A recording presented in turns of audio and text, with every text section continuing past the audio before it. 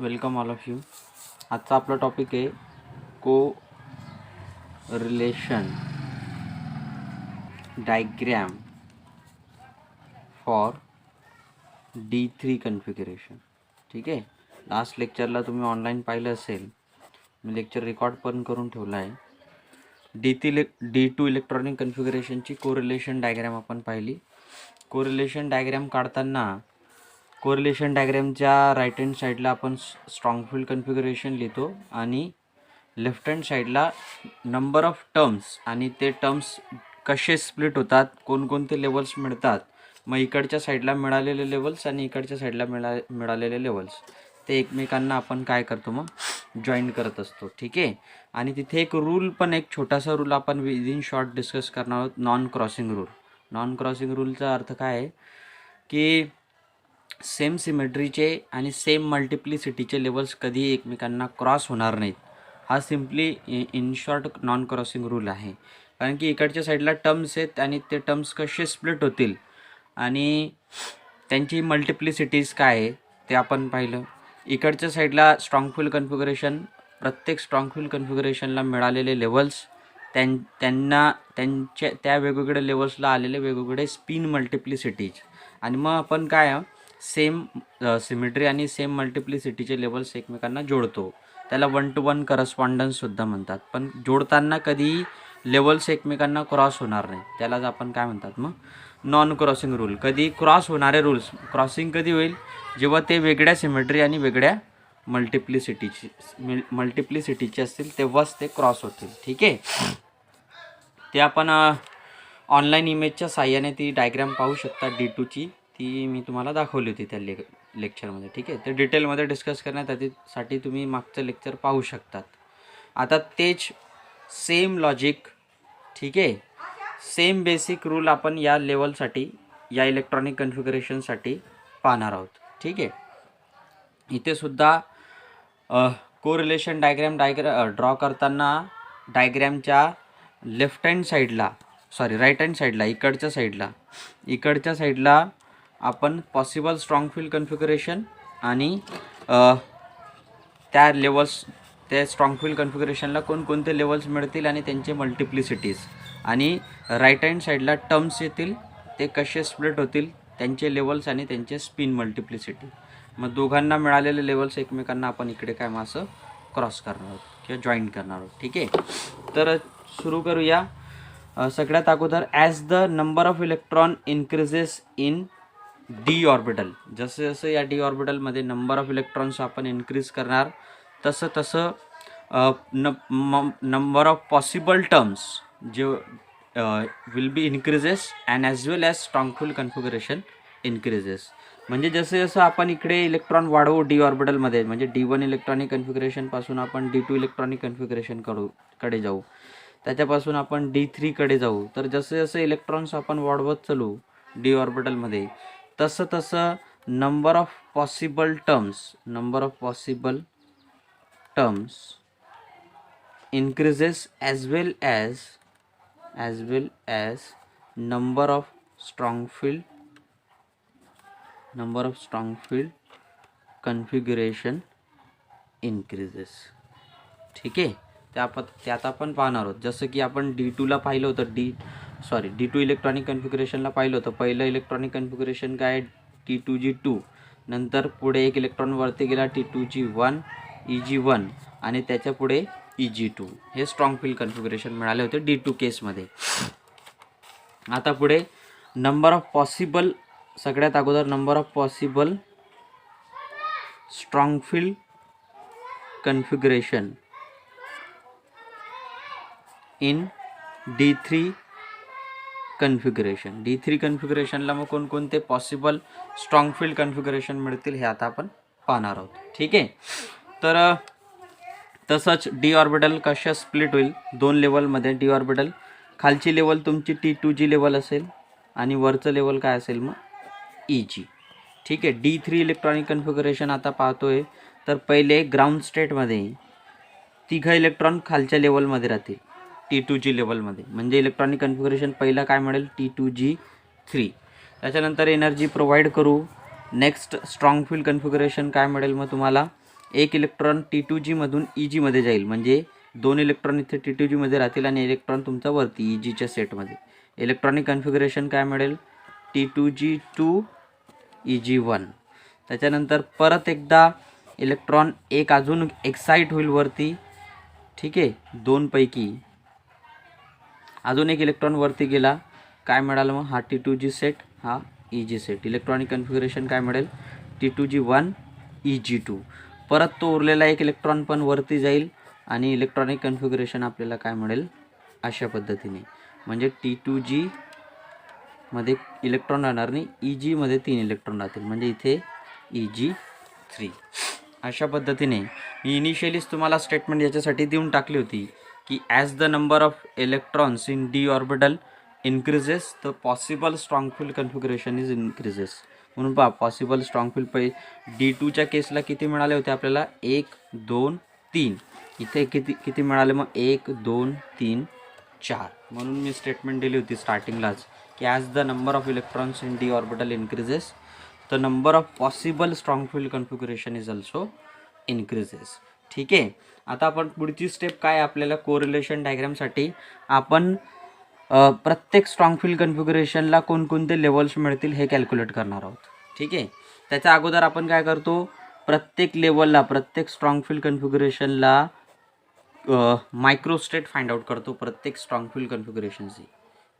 T2G3 याला इथे किती मायक्रोस्टेट येतील, या लेवलला किती मायक्रोस्टेट येतील, या स्ट्रॉंग फील्ड कन्फिगरेशनला किती मायक्रोस्टेट येतील, आणि नंतर आपण लेवल्स फाइंड आउट करतो. आणि मायक्रोस्टेट कसं कॅल्क्युलेट करतो मग आपण? 2D factorial upon Q factorial 2D minus Q factorial हा फॉर्म्युला आहे. ठीक आहे. तर चला आपण डिजेनरसी किंवा मायक्रोस्टेट फाइंड आउट करू. सगळ्यात पहिला स्ट्रॉंग फील्ड कन्फिगरेशन काय आहे? T2G3. तर T2G3 साठी किती येतील ते आपल्याला इथे लिहायचे. मायक्रोस्टेट फॉर्म्युला कोणता वापरायचा आहे? 2D factorial upon Q factorial 2D minus Q factorial. ठीक आहे. D काय आहे तुमचा? D is equal to number of orbital आणि Q काय आहे?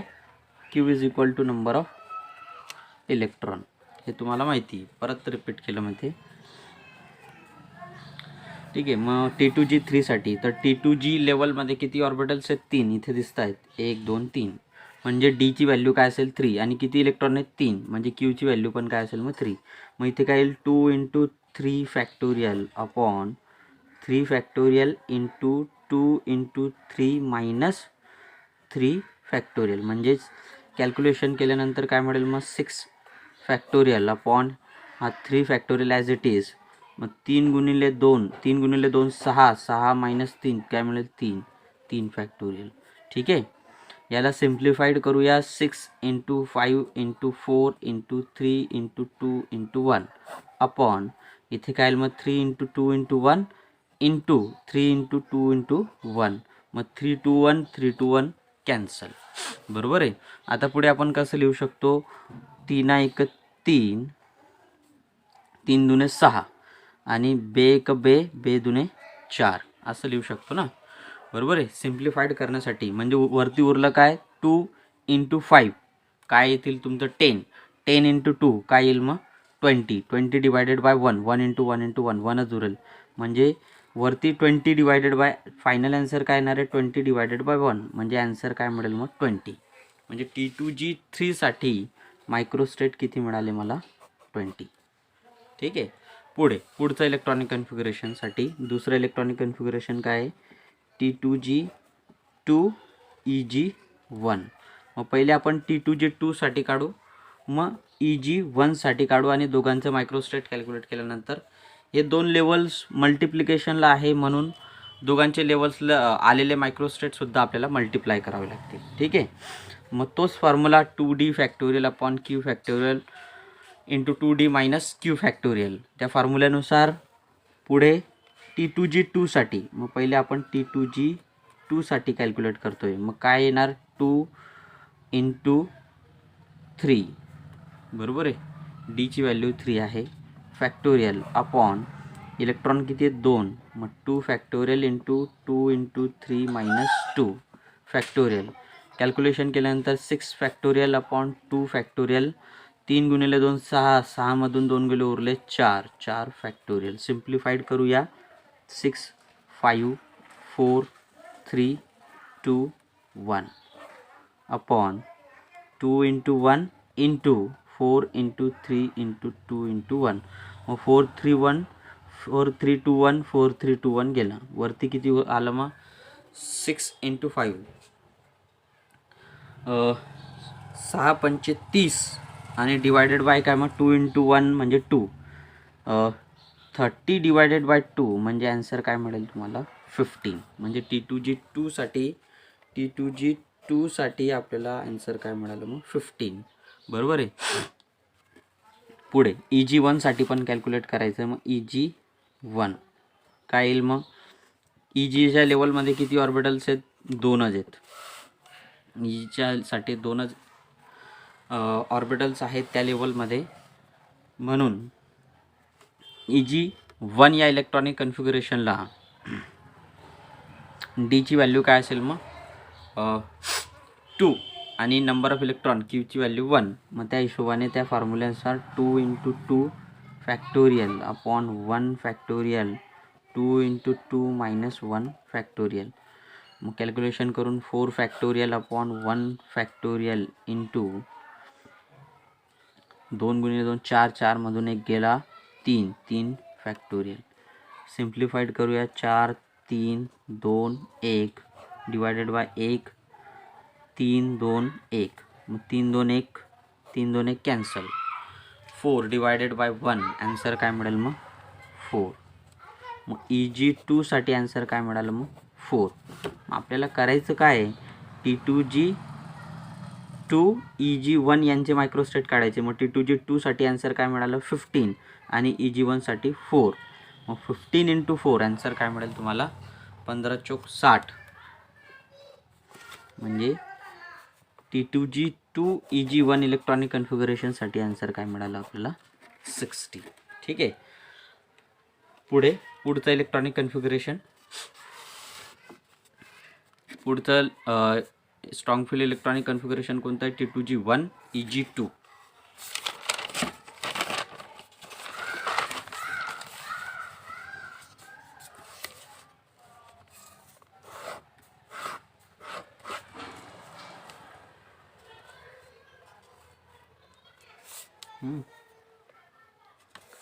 पुढचं इलेक्ट्रॉनिक कन्फिगरेशन काय आहे मग T2G1 EG2 या इलेक्ट्रॉनिक कन्फिगरेशन स्ट्रॉंग फील्ड कन्फिगरेशनसाठी आपल्याला मायक्रोस्टेट फाइंड आउट करायचे. ठीक आहे.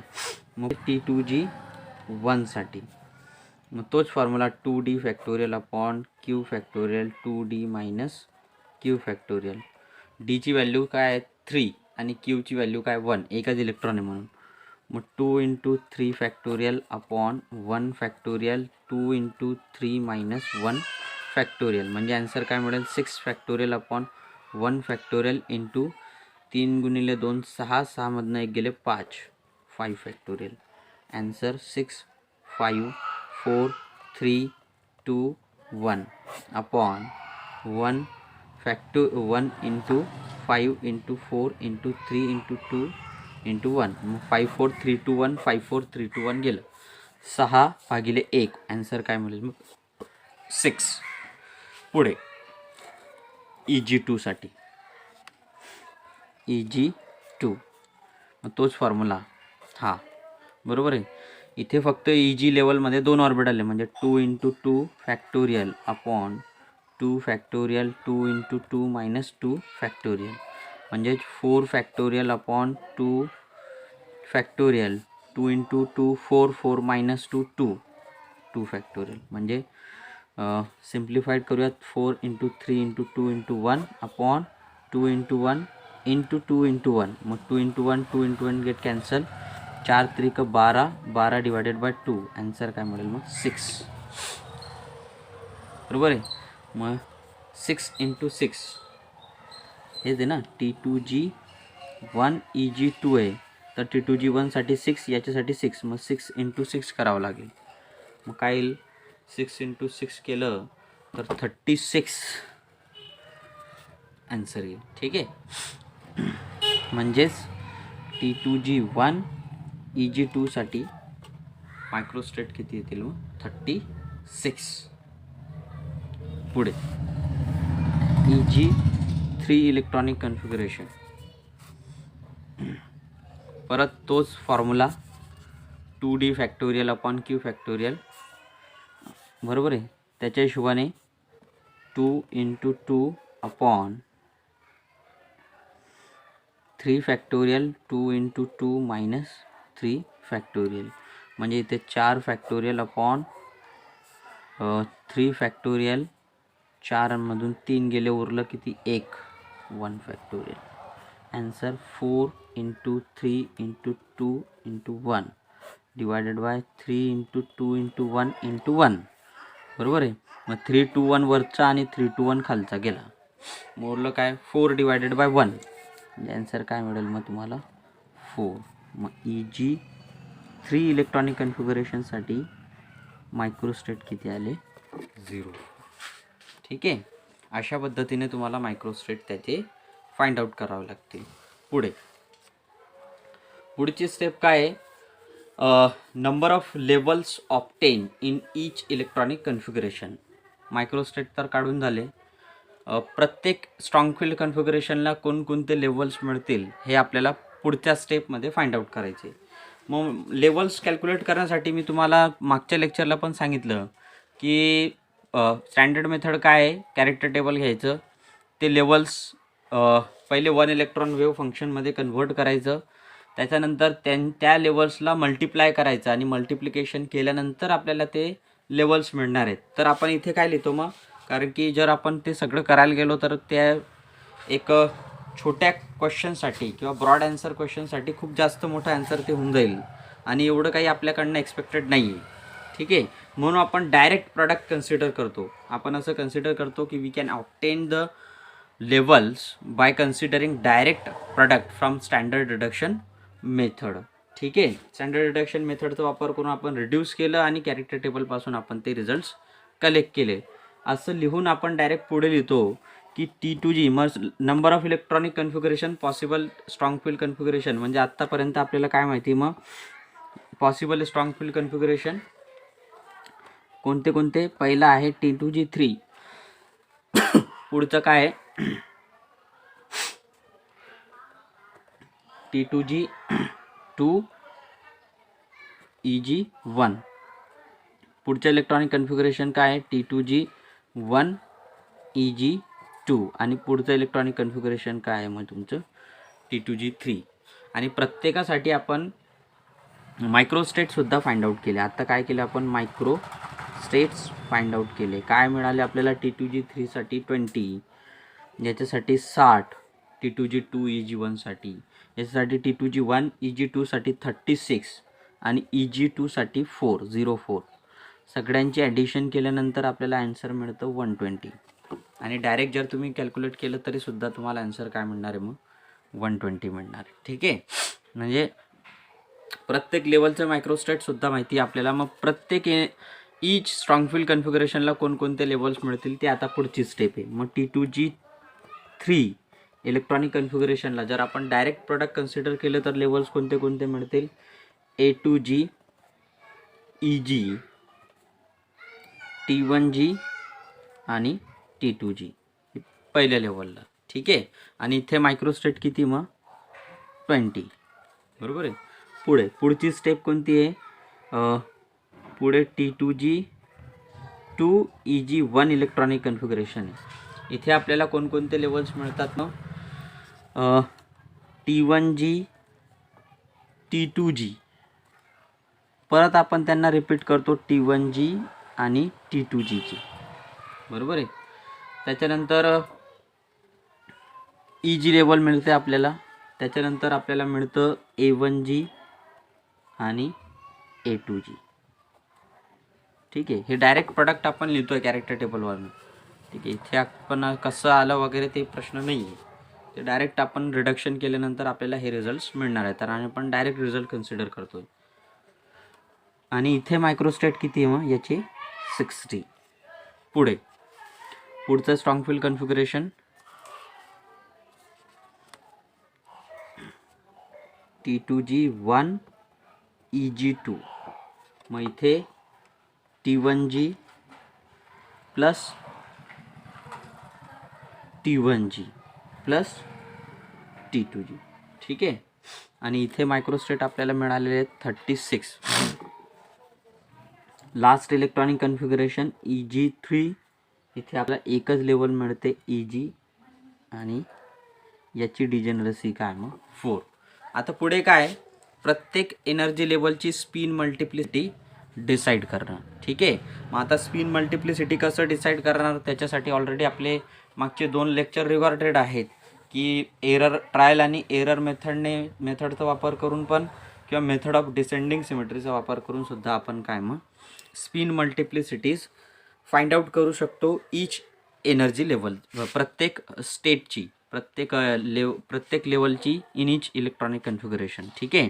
मग इथे आपण डायरेक्ट मल्टिप्लिसिटीज लिहू according to method of descending सिमेट्रीनुसार T2G3 या इलेक्ट्रॉनिक कन्फिगरेशनला हे लेवल्स मिळतील. डिजेनरसी काय मग 20. मग 20 डिजेनरसी अटेंड करण्यासाठी या पूर्ण लेवल्समध्ये A2G, EG, T1G आणि T2G मध्ये A2G हा फक्त क्वार्टेट त्याची स्पिन मल्टिप्लिसिटी आणि बाकीचे सगळे काय मग डबलेट स्टेटमध्ये.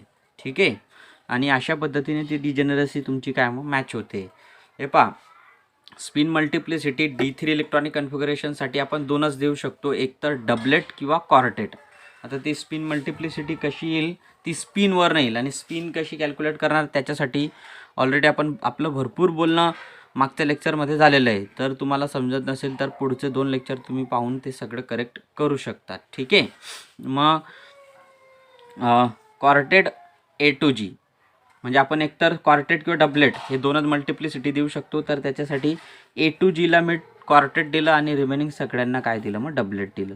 अशा पद्धतीने मी 20 डिजेनरसी फुलफिल करू शकतो, मॅच करू शकतो. तुम्ही कॅल्क्युलेशन करून पण पाहू शकतात. या लेवलसाठी A1 जी आहे म्हणून या लेवलची व्हॅल्यू 1 आहे, याची 2 आहे, याची 3 आहे, याची 3 आहे. म्हणजे 4 × 1 केलं तर 4 ॲन्सर येईल. 2 × 2 केलं तर इथे ॲन्सर 4 येईल. 2 × 3 केलं तर इथे ॲन्सर 6 मिळेल. 2 × 3 केलं तर इथे ॲन्सर 6 मिळेल. अशा पद्धतीने तुम्ही करू शकतात. 6 × 6 6 × 2 12 आणि 6 आणि 6 12, 12 आणि 4 16, 16 आणि 4 20. अशा पद्धतीने आपण ते मेंटेन करू शकतो. ठीक आहे. इथे डिजेनरसी काय मग 60 आहे. बरोबर आहे. इथे पहा T1G आणि T2G हे रिपीट होतं आहे. तर 2 लेवल्स रिपीट होत असल्यामुळे या दोघांना सेम सिमेट्रीचे 2 लेवल्स मिळत आहेत. म्हणून आपण त्यांना दोघं म्हणजे T1Gला जर मी क्वार्टेट दिलं तर इथे T1Gला डबलेट द्यावं लागेल. इथे T2Gला जर मी क्वार्टेट दिलं तर इथे मला काय द्यावं लागेल मग डबलेट द्यावं लागेल. ठीक आहे. पुढे एक क्वार्टेटचे 2 स्टेट दिले, डबलेटचे 2 स्टेट दिल्यानंतर सगळे जे रिमेनिंग लेवल्स आहेत ते सगळ्यांची मल्टिप्लिसिटी आहे डबलेट. ठीक आहे. ही मी नाही सांगते बाबा, मेथड ऑफ डिसेंडिंग सिमेट्रीने आपण ते फाइंड आउट केलेलं आहे. बरोबर आहे.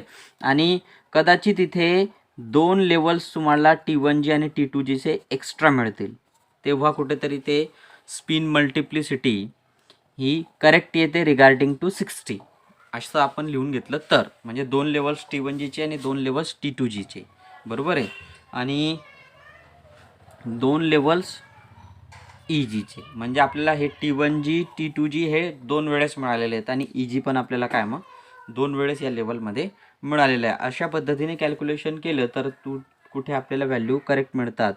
म्हणजे 4 त्रिक 12, 4 त्रिक 12, 2 दुने 6 आणि त्याला 2 ने मल्टिप्लाय करायचं म्हणजे इथे सुद्धा 12, इथे सुद्धा ॲन्सर काय मिळेल मग 12. ठीक आहे. इथे ॲन्सर काय मिळेल मग 2 × 2 4, 4 × 2 8. ठीक आहे. आणि अशा पद्धतीने मग इथे 2 आणि 2 हे सगळं कॅल्क्युलेशन केलं तर तुम्हाला एक्झॅक्ट व्हॅल्यू काय मिळेल मग 60 मिळेल. ठीक आहे. त्याच्यानंतर T2G1 EG2 हा इलेक्ट्रॉनिक कन्फिगरेशन आहे. इथे सुद्धा T1Gचे 2 लेवल्स आहे, मग एकाला मी क्वार्टेट आणि एकाला काय देईल मग डबलेट. बरोबर आहे. आणि पुढच्या एनर्जी लेवल्सला सुद्धा मी डबलेट देणार आहे. Doublet quartet. एक एनर्जी लेवल फक्त T1G क्वार्टेटची आहे, बाकी सगळे डबलेट आहे. स्पिन मल्टिप्लिसिटी अटेंड करण्यासाठी मी परत इथे काय मग 2 लेवल्स मला मिळाले. तर नेक्स्ट काय आहे मग तुमचं T2G1 EG1 या स्ट्रॉंगफील्ड कन्फिगरेशनमध्ये हे लेवल्स आपल्याला मिळाले T1G T1G T2G. इथे आपल्याला एक याला मी कॉर्टेट दिलं आणि या दोघांना काय मग डबलेट दिलं. मग ही डिजेनरसी किंवा मायक्रोस्टेट मेंटेन करण्यासाठी मी असं कन्सिडर केलं का मला हे 2-2 वेळेस हे लेवल्स मिळाले, म्हणून हा कॉर्टेट डबलेट आणि डबलेट अशा पद्धतीने मग स्पिन मल्टिप्लिसिटी देऊन ही मायक्रोस्टेट पण तुमची काय होऊन जाते, सॅटिस्फाय होऊन जाते. त्याच्यानंतर EG3 इलेक्ट्रॉनिक कन्फिगरेशनला एकच लेवल मिळते, डिजेनरसी 4 आहे म्हणून आपण याला डायरेक्ट कॉर्टेट देऊ शकतो आन्सर. ठीक आहे, सॉरी डबलेट नॉट अ कॉर्टेट, कारण कॉर्टेट दिलं तर 4 × 2 काय होऊन जाईल मग 8 होऊन जाईल. याला डबलेट दिलं तर 2 × 2 आन्सर काय मिळेल मग 4 मिळेल. ठीक आहे, अशा पद्धतीने ईच स्ट्रॉंगफील्ड कन्फिगरेशन आणि त्या स्ट्रॉंगफील्ड कन्फिगरेशनला, त्या रिस्पेक्टिव्ह स्ट्रॉंगफील्ड कन्फिगरेशनला कोणकोणते एनर्जी लेवल्स मिळतील आणि त्यांचे स्पिन मल्टिप्लिसिटीज काय असतील हे आपण आता पाहिलं. म्हणजे कोरिलेशन डायग्रॅम्सला राईट हँड साईडला लागणारा जो डाटा आहे, इकडच्या साईडला लागणारा जो डाटा आहे तो पूर्ण आपण आता पाहिलं.